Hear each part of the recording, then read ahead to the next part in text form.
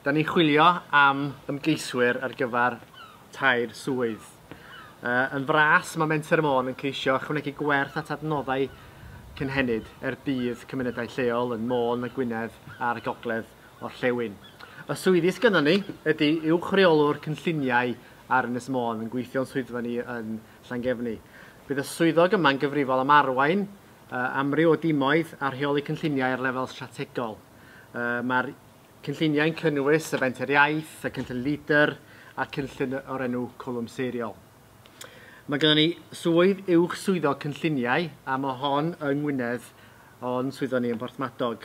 Prif rôl o swydd yma fydd gwireddu cynlluniau o dan y cynllun Leader sef arloesi gynadledig, ond mi fydd yna gynlluniau eraill i'w gwireddu hefyd.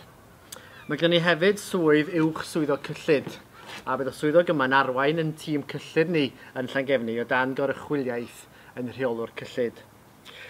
Y dyddiad cae ar gyfer y swyddi yma di Awst yr 8 ac mae croeso chi fynd i'r safle we ni mentermon.com am ragor o fanylion. Diolch yn fawr iawn.